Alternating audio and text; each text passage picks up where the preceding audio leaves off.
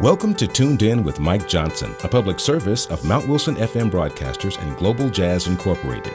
Now, here's Mike. And a very good Sunday morning to you. This is Tuned In from Mount Wilson FM Broadcasters and Global Jazz Incorporated. Each January, National Mentoring Month focuses national attention on the need for mentors, as well as how each of us, individuals, businesses, government agencies, schools, faith communities, and nonprofits, can work together to increase the number of mentors to assure positive outcomes for our young people. Walk with Sally is a Los Angeles-based nonprofit who is committed to providing healing and comfort to children debilitated by the emotional experience of living with or losing a parent or sibling to cancer. And to speak with us about the organization is Nick Arquette. Nick, good morning. Good morning, Mike. Thank you for having us on. Nick, thank you very much. You know, this is obviously very emotional for everybody involved. So tell us about the story behind Walk with Sally. Well, Walk with Sally was really created about 10 years ago. I'm the founder, and my mom was Sally. Okay. And a lot of your listeners probably, if we could see their hands and ask them to raise them, have been impacted by cancer. My story really goes back to when I was 11 years old, and my mom, single mom, sat down my brother, who was about 3 years older, Alex, and said, Alex and Nick, I've got breast cancer, and here's what this means. And we're going to go through this together. And so that was kind of the beginning of my journey through the cancer impact. And ultimately, my mom died of this disease after a long fight, and she made it for about 5 years. And eventually, the impact was great. And we talk about this in our program. When cancer hits, a lot of things can happen to the family. There's divorce. There's loss of job, financial issues, obviously, moving, losing of a pet, losing of friends, familiarity in your community. All of those things can be impacted in some cases. And so as an adult, I started to look around and see what was out there in the community, what was so in the community for children who had been impacted by a parent, a guardian, or a sibling that had cancer, which is our mission. Providing free support service, mentoring services for those children whose parents, guardians, or siblings have cancer. It seems so elementary that this would just be a normal course of action, but the way you're describing it, there was nothing sort of in place before, was there? As you look around, and a lot of the folks that, have been impacted by cancer or been impacted by other circumstances want to give back in their community, you can start to figure out that, wow, is there something that really addresses the child? And is there therapy? Yes. Was there some group-type things? Is there fundraising opportunities to maybe help to research cancer? Could I have done a walk in my mom's name? Absolutely. But there was nothing that addressed my dream as a little boy was probably to have a buddy who I could go through and say, I'm afraid of the future. I'm afraid of losing my mom. What's been your experience? Because this mentor maybe understood they had a cancer story, and how can I know that my life's going to work out okay? Because the key to our program, Mike, is that the mentor has also a cancer experience, whether they had cancer or they themselves have gone through some sort of a story like the one I just described. I understand that later in life you met an 8-year-old boy whose mother had recently died of cancer. Tell us about that story. Well, it was really sort of a situation. We started the pilot program 10 years ago through Hawthorne and Lawndale school districts, and we were fortunate to get this program sort of launched. After I decided there was nothing out there that really appealed to me, I said, I'm going to start my own organization. And I was introduced to Husani. And Husani was the first boy that really was officially part of the program. I would visit him at school every day. He was in the 3rd grade, and he was very, very quiet. And I can remember the counselor and the principal saying that they were really concerned about his future because his mom, they were immigrants that came over from Cuba. She was a single mother. They were living in North Carolina when she found out she had breast cancer. She was in her early 20s. And they ended up moving him after she died to Hawthorne or to Lawndale, California, where he lived with his aunt and 4 other children. Mm-hmm.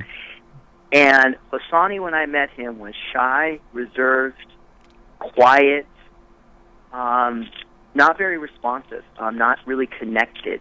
You could tell that he had sort of lost so much in such a short period of time. And so my visits really were kind of the highlight of my week and also of his week as we started to venture out to McDonald's, and I was allowed to bring my Labrador, George, and we just started to kind of form a partnership and a relationship to the point where, you know, I started to encourage him to express himself in a way, and he was open to that possibility. A quick story, and this is kind of the magic that happens from just spending time with a child, which is why we're talking about mentoring this month. Right. And making everybody aware that mentoring is one of the most powerful things that you can do for a child. But to show up every week so that he felt known was really powerful, and it obviously opened him up to the point where I think there was one time when he was sort of asking me if I ever talked to my mom, who was also, I shared with him, we had something in common, right? We both lost a mom to cancer. Right.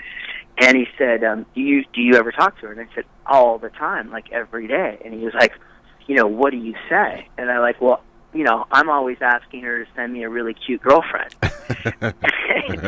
And I just remember that moment where kind of the light went on for him, and he probably gave me his first smile, sort of chuckled, and we really kind of sort of taught him how to create a friendship with me by being able to communicate. And then sort of fast forward, I spend a year with him. The aunt moves the whole family to Temecula, and we lose contact. And I go on to, you know, create the program at a much larger scale. And this last year, I received a phone call from Hosani at the office, at the Walk with Sally offices in El Segundo. Mm-hmm. And basically he tells me, you know, I'm 18, it's 10 years later. Right. I'm off to the military. I just graduated from high school. I found your information on some of my old report cards where they talk about this Walk with Sally really making a difference, and that, you know, that there was an improvement. And I kept trying to figure out, was that guy Walk with Sally? So I looked up the name Walk with Sally, and I found you. And I just want to thank you for teaching me to open up, because the communication and learning how to make friends have helped really me survive, is kind of how he described it. That times have been really tough, and his ability to make friends, he believes, have kept him afloat in those times where things became very difficult, because he was really dealt a bad deck. And I just felt like, you know, that's not why you start off a program. That's not what you think about and dream about. But to know that what mentoring provides for a child, you'll probably never really know the full extent if if you really commit to the amount of time that will make a difference in a child's life. That's the voice of Nick Arquette. He is the founder of Walk with Sally, a Los Angeles-based nonprofit who is committed to providing healing and comfort to children debilitated by the emotional experience of losing a loved one, a parent, a sibling, to cancer. This is Tuned In from Mount Wilson FM Broadcasters and Global Jazz Incorporated. Nick, just sitting here listening to you talk about Hosani, I'm welling up in the studio because it's just such a powerful story. When you think about those early days with Hosani, I mean, was that sort of the genesis, the beginning for you of you know, you can do this on a much bigger scale? Well, you're right. You sort of have to, you know, as an entrepreneur and somebody who takes ideas, you know, is it going to work? Mm-hmm. Studying the national mentoring statistics, I knew that mentoring itself was powerful, but specific mentoring addresses a specific area to focus on in terms of, let's just call it relatedness, okay? Right. And so that means that I had to understand that if I could truly match an adult over the age of 18 who could share their cancer experience with a child, or at least have an understanding of what that's like. And and I'm just to interrupt here for a second, but the way you described it, though, from especially the early days with Hosani, the way you're describing it, it sounds like once he was comfortable enough to understand that you had your own similar experience through losing your mother. Did you see? I mean, you mentioned sort of seeing the light go on, but did it become easier at that point to have those chats with Hosani? I think that it really. I'll tell you what it is about mentoring, and I guess back to your original question of did it work? I think understanding that it was going to work, that it did make a difference in a child's life even early on, like the light went off for him. I saw a difference between the little boy I had met in the beginning of the year and how he was at the end of the year, wondering when I was coming next, asking me questions about myself, wanting me to bring my dog. You know, these were all things that he didn't do that first 3 or 4 months. Right. So seeing that it really does work, I think, is the key. And I know that watching the child understanding that you get it, that you don't have to talk about cancer every day. Yeah. But that they understand when you're first introduced that, hey, we got something in common, you and me. And I tell you what it does. It makes the mentor, for those people out there that are interested in getting involved, once you have that connection, it's very, very difficult to want to not be in that child's life because you guys have a bond and a relatedness. And anybody that's gone through the impact of cancer, if you share it with a friend, and Mike, I don't know if you have a story about cancer, but when I talk to people, you know, it feels so good for them to be able to come up to me and say, hey, I'm going through a really tough time. This is what my experience has been. Sure. I mean, not to make this about me, but yeah, my best friend in the world, his son was diagnosed with cancer when he was 3. And I remember, you know, again, you do what you can for the people you care about, the people you love. But there's a whole, like you found out here, there's a whole community of people that just want someone else to talk to. And having the relationship that you do with Hosani, I mean, you're talking about someone now, my perception is you're going to be friends with him for life. Well, you know, and it's just like the ability to 10 years later be able to talk to him still and have him on Facebook and him to share with me his victories, right? So he was so excited to share that he was going off to the military, right? And now I'm getting to hear about basic training, and so we're really in each other's lives. The thing that really works about mentoring is when the adult commits to this consistent, repetitive period of time. Every child wants to be known, and when they're going through an experience, whether it's socioeconomic, whether it's the impact of cancer, it's easy for them to get swayed into gangs, swayed into bad behavior, swayed into acting out, or getting involved with drugs and alcohol. And if you've got a person, you know, there's many things that can help this child, therapy, but when you've got this person who's showing up every day or every week, and you know that they're going to be here for the long haul, I think once they start to understand, like Hosani, that I wasn't going to leave him, because there is this fear when we lose somebody to cancer that everyone's going to go away.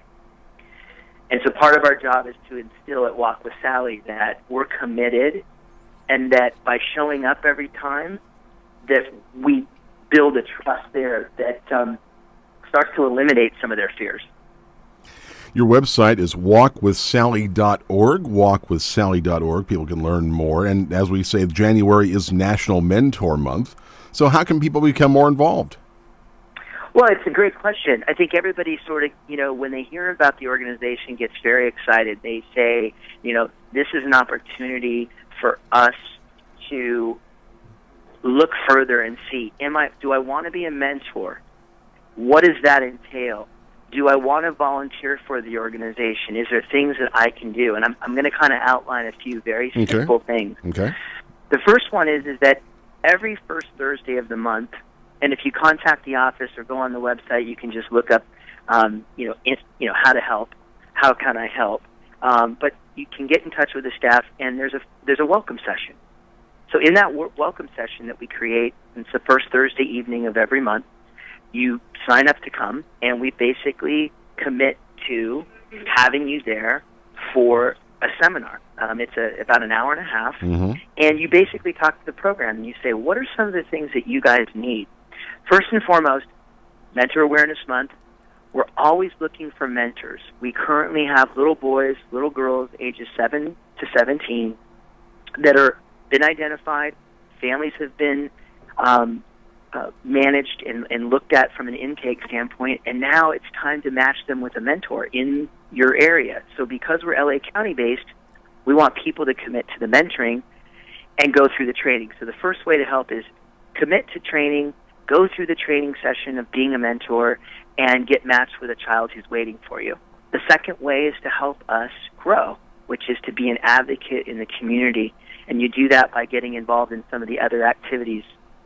One of the things we do every quarter is we put on a fun event for any family, mentor, mentees, or prospective families to join us for a fun day. So I'll give you an example. This month, the Lakers have donated about 30 tickets. Nice. We will then create a group day for all of us to go, and we'll sort of do a list of people that are available and have these families and kids all be there at the same time. That's great. So that's something that a person who says, Nick, I want to help, I'm not ready to mentor, but could I do a family fun day and be there to support a child for the day? Absolutely. Next month, we're going to be going to the Gentle Barn. I know Ellen, the TV show Ellen and the personality, she has a affinity for the Gentle Barn, and it's one of those that they rescue farm animals who are going to be euthanized. Okay. And we get to take the kids there and see, this is what happened. This blind cow was not going to have a purpose, but now it has a purpose. It's in a farm in Santa Clarita, and we get to teach lessons about, even though they've had a tough life, they now have a future. And so those are the types of things that we're doing every quarter. So there's the mentoring program. You dedicate yourself to going through the training, which is a one-day training, and you commit yourself to 1 year with a child, 6 to 8 hours a month. And this is an opportunity to really get involved in the program. Or dip your toe in the pool and say, I want to help the kids. Can I do a one-day event? And those are happening every quarter, and you certainly can get that information. The last way to help is for those art folks, people that love to maybe work creatively with art. We have the Heart to Home program, which is an art healing process. Any of our kids who lose a parent to cancer participate in 8 months, once a month. A trained art person comes in and they work with art in order for them to express their grief. And that's a training that usually takes about 4 hours from our offices. So those folks that say, I don't want to mentor, but I might want to be in a child's home 1 day a month for 8 months in this program, that's something for them. So, and then you have the crazy people that love to work on special events, and we've got a lot of events throughout the year, and certainly always looking for help to raise awareness, to raise more funds for this program. That's the voice of Nick Arquette. He is the founder of Walk with Sally, and their website is walkwithsally.org. This is Tuned In from Mount Wilson FM Broadcasters and Global Jazz Incorporated. Nick, when you think back to the way you described it, being an 11-year-old boy and having your mother tell you that she's been diagnosed with breast cancer, when you looked at all the years that have gone by since that day, and to think that obviously you'd obviously love to have had your mom longer than you did, but to know that her legacy lives on in this program, it has to make your heart happy, I guess, on some level. I mean, what it does is it keeps her memory alive, and it really makes the work that she put in. Sally represents today all the dads, all the moms that fight to give their child a normal life, and then cancer hits. And you know what? It may not always be physically possible and mentally possible. So Sally is alive, and it's the best way I knew how to keep her memory alive and, Sure. what she represented as a mom. And I think it brings me a lot of satisfaction, and probably the biggest reason I started it is, Mike, is exactly what you said. I saw that no longer was her voice or her name, or no longer were my family bringing her up anymore. And I remember feeling like 10 years after her death, she's just a faded memory. And that really, really upset me. And I think that was probably the start of thinking about this and really taking a cancer story and turning it into something positive. And now we've touched over, we've matched over 150 matches. We have helped over 4,000 or 5,000 family members attend our activities events throughout LA County. And in our 10th year, this will be our 10th year anniversary, we're doing an entire year of celebrating. We're poised to really expand and really start to think seriously about expanding into another market, perhaps San Diego or San Francisco over the next year. Yeah, I was going to say, this seems like a natural thing that it could possibly spread, and this program is heard on the Central Coast in Monterey as well as all throughout LA and Orange County. This seems like the sort of program, though, that you could have it spread nationally quickly. It is, and we're getting calls from Orange County, and we had our first match in Dana Point in 2014, and we're working with a team that wants to develop something in maybe Long Beach or North Orange County. Mm-hmm. So it's happening naturally. The need is there. I especially see the need working through the schools. Our schools are overwhelmed with so many obstacles, and Walk with Sally has really been able to see that working through the school districts and the amount of caseloads that the counselors have, that when they see a cancer story, they almost immediately, if they know Walk with Sally, realize that, hey, if I had this little boy or this little girl in this school year could have had their arms wrapped around, and their family could have had their arms wrapped around this organization in a bigger way than I can even manage. And so counselors are seeing the value. Because, it's interesting, Mike, you start to mentor a child, but you can't help start to address the needs of the family. Sure. So at Christmas time this year, we identified a large amount of families that said to us, if you have a way to make our Christmas better, we would appreciate that. And so we developed Hope for the Holidays, where we just went out to the business community, went out to the giving people of our county, mm-hmm. and said, would you adopt this family for Christmas? Here's some of the things that they need. Some are practical items, some are items to put a smile on the face of a child. And so we've been able to kind of see where Walk with Sally has a responsibility to actually look at the whole family, even though our focus may be on one or two of the children in the program. Another thing that's really weird that's happened that I never thought about is many families have several children. Mm-hmm. We matched in Venice in the last 2 months a family that 4 out of the 5 kids were old enough to be in the program, and we happened to be able to, within several weeks of meeting the family, match 2 twin boys and 2 other children, all within the age group. Wow. They moved here from New York. The dad has throat cancer, and mom is overwhelmed with the move to LA to do the treatment. And a social worker mentioned Walk with Sally, and at first they were like, wow, this is kind of, overwhelming and amazing, but, what does this look like? And within weeks we had matched. And so now each child has a special buddy that they are working with separately and have their own time alone to just get out of the house and go experience something besides cancer, because right now cancer is all they're talking about. Yeah, and I think the point that you made earlier, and you can't put too fine a point on it. When people are going through this or have lost a loved one or a sibling, a parent, it becomes the central point where all conversation can sometimes seem to just point back to that same direction. But getting out of the house and doing other things, the Laker game that you mentioned, it's the sort of thing where we still have to live our lives, don't we? I'm so glad you brought that up, because I think that biggest issue for me when I was young was I wanted to be in soccer. I didn't want my mom, who was bald, taking me there and embarrassing me. What a horrible thought for me to feel that way, but that was the reality, right? Yeah.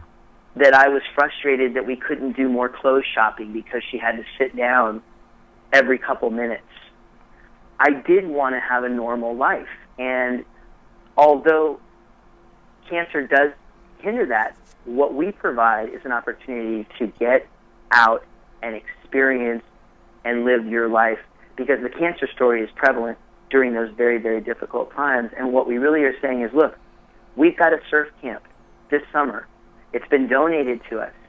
Let's go surfing. I know that there'll be time later to go back and deal with what's going on with your mom, but today is about you.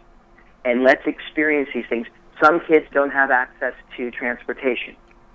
Some kids don't have access to cool, fun, new experiences. When I say the beach, for some kids in LA, that's a big deal. They don't go to the beach. Sure. So if nothing else, we're providing access to healthy choices instead of sitting at home, perhaps being babysit by a television. And so, and there's a lot of people that your listeners are probably have been in some form of mentorship, whether it was involuntary, a teacher, someone you took under your wing. Think about how good that felt. What we're really doing is just making it much more structured, and when we're tying in the cancer story for the relatedness of the two.